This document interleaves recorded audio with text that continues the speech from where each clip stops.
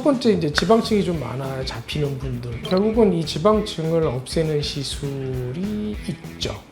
를 통해서 지방의 사이즈를 줄이는 거죠.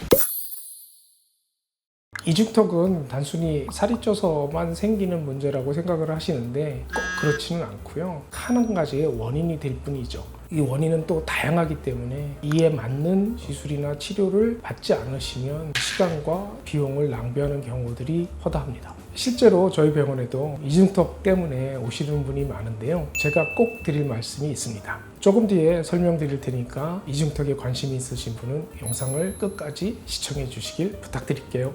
이중턱은 그냥 턱 밑에 살이 쪄서 그렇다고 생각을 하잖아요. 다른 원인들이 또 있는 건가요?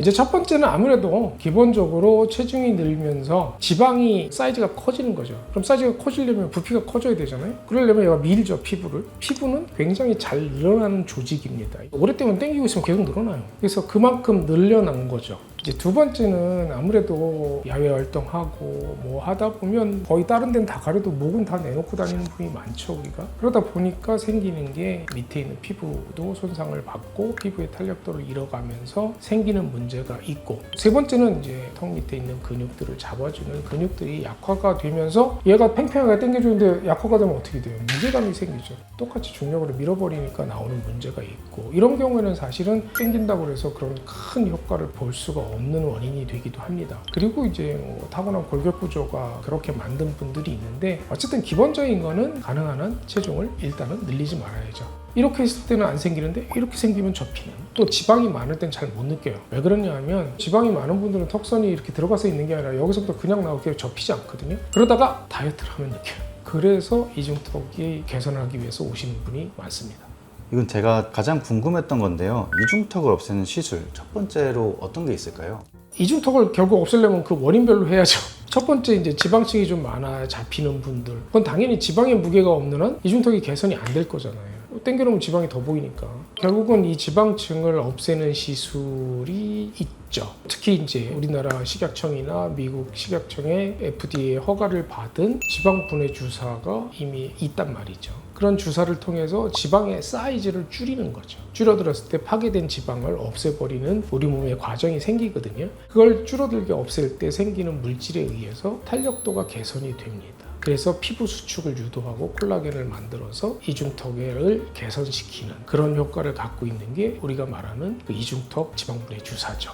여러 가지 우리가 기계 리프팅이라고 하는 것들, 에너지를 우리 피부 밑에서 주어서 열을 내부적으로 발산시켜서 상처를 입히게 되니까 상처를 회복하는 과정을 통해서 콜라겐이 만들어지고 피부 수축이 일어나게 되는 거죠. 얼굴 하는 거랑 마찬가지이긴 한데, 이제 얼굴보다 이 턱 밑으로 내려오는 피부가 되면서 피부가 조금 두꺼워져요. 아무래도 그런 열 에너지를 더 깊숙이 전달하기가 힘들게 되다 보니까 에너지의 양을 좀, 고출력을 좀 써야 되는 단점이 있긴 있습니다. 그런 효과의 여러는 여러 가지가 있죠. 초음파도 있고 고주파도 있고 심지어 전자레인지, 마이크로웨이브도 있고, 우리가 열원을 발생을 시키는 방법이 그 중에 한 가지인 거죠. 이제 고주파 같은 게. 그 다음으로 수술적인 방법으로는 이중턱 지방 흡입을 들 수 있겠죠. 과거에는 많이 째고 막 이렇게 했었는데 요즘에는 2-3mm 정도 되는 관을 통해서 우리가 지방을 제거해요. 특히 이 끝에 양쪽에는 보통 지방이 보이는 분이 없고 다 이 가운데 모여 있죠, 그죠? 여기 지방을 이렇게 잡았을 때 피부만 잡히는 분들이 있지만, 저는 피부만 잡히긴 하는데 몽글몽글 만져지는 분들이 있어요.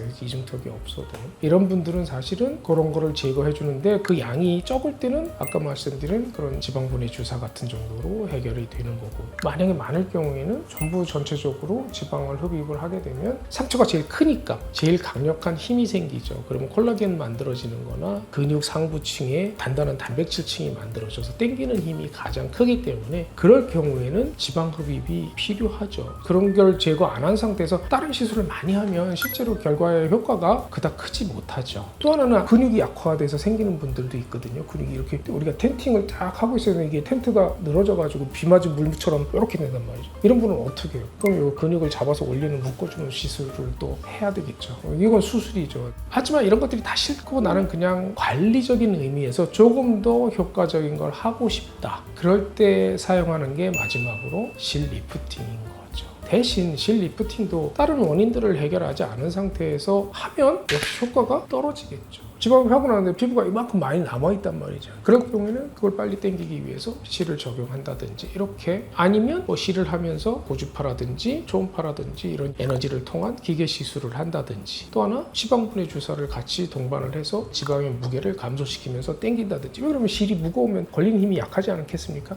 그런 것들을 복합적으로 할 수가 있습니다. 그러니까 원인에 따라서 틀리죠. 또 하나는 그런 분도 있고, 이제 가장 우리가 많이 만나는 게 아까 말씀드린 다이어트하면 보인다고 그랬잖아요. 근데 우리나라는 미국 사람들처럼 200kg 했다 150kg면 나 행복해? 이런 분은 없어요. 대부분 일단 다이어트 시작하면 날씬해져야죠. 그렇게 되면 지방을 안 만져진단 말이죠. 여기도 빠지니까. 그런데 아까 말씀드린 늘어났던 피부가 안 돌아온단 말이죠. 역시 빨리 빼니까. 그럴 경우에는 이제 피부 자체의 탄력도를 급격히 시키고 단백질 형성이나 콜라겐 형성을 많이 해주는 그런 역할을 가지고 있는 또 실이 있습니다. 탄력부터 먼저 만들어주는 거죠. 그 다음에 당겨도 늦지 않으니까. 그게 없는 상태에 당겨놓으면 이건 비용 낭비죠. 그리고 이중턱은 사실은 그 원인상 이 중력을 직접적으로 받기도 하지만 실제로 우리가 턱선 밑으로 내 위에 있는 이 피부하고 다 연결이 돼 있어요. 이게 안 올라오면 옆으로 당겨도 아무 소용이 없습니다. 그런데 문제는 이중턱은 이쪽으로 해서 뒤쪽으로 당긴단 말이죠. 이렇게 당긴다. 그런데 얼굴 옆볼이 처지는 것 방향이 어때요? 아래쪽이죠. 그러니까 위로 당겨놔야죠.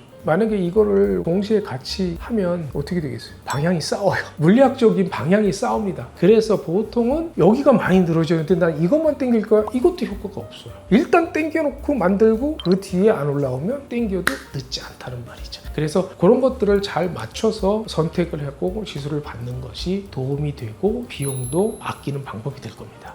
통증이나 회복 기간, 그리고 얼마나 오래 가는지가 좀 궁금한데 이 세 가지 시술을 한번 비교해 주실 수 있나요? 지방분해 주사 약들이 물론 이제 안 아프게 국소 마취 섞는 약이 있고, 독소 마취에 섞으면 효과가 떨어지지만 그냥 할 수밖에 없고, 그냥 하면 훨씬 통증이 많이 유발하겠죠. 통증도의 정도가 언제나 사람마다 너무 다른 거기 때문에 그렇다고 뭐 참지 못해서 이걸 꼭 수면 마취를 하고 받는 분들은 저희 병원에는 없습니다. 그리고 두 번째 이제 고주파나 다른 여러 에너지를 통한 시술 역시 통증 유발도가 꽤 크죠. 생각보다 꽤 커서 수면 마취만 해야만 이걸 받을 수 있다는 그런 분들이 있죠. 제 개인적인 경험상은 저도 받았으니까 지방분해제도 받고 고주파도 했고 이제 실리프팅도 해봤는데 개인적으로는 실리프팅이 제일 전 덜 아팠습니다. 왜냐하면 실리프팅을 마취할 때 찌르는 데만 아프고 그 뒤에 마취할 때는 사실은 거의 느낌이 덜 하긴 합니다. 객관화할 수 없지만 보통은 오히려 실리프팅이 생각보다 통증이 매우 적다라고 말씀드릴 수 있죠.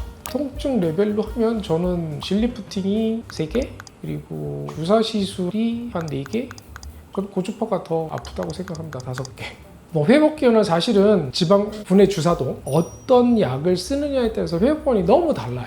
FDA 허가받은 턱 및 지방 분해 주사는 보통 회복기간이 한 2주 정도는 잡으셔야 합니다. 무감각이라든지 좀 통증이라든지 이런 것들이 완전히 없어지는 소실하는데 한 2주 정도 걸리죠. 그렇고 고주파 리프팅은 사실은 뭐 더구나 수면 마취 하고 나면 뭐 사실 느낌이 없으니까 보통 하루 이틀 지나면 다 좋아지는 거니까 제일 짧겠죠. 그리고 실리프팅 같은 경우는 실이 들어가서 자리를 잡고 그런 감각이 내과와 섞이는 시간이 필요하기 때문에 보통 일주일 정도의 그런 느낌이 갖는 시간은 필요하죠. 그리고 실이 이제 완전히 내 살이 되기 시작하는 게 보통 한 달 전후기 때문에 그때까지는 뭔가 들어있는 걸 남자들은 훨씬 덜 느끼는데 여성들은 피부가 얇기 때문에 좀 빨리 느끼는 경향이 있죠. 그렇지만 일상생활을 못하는 거는 하나도 없죠. 일상시술을 할 수 있으니까 다 똑같다고 볼 수 있습니다.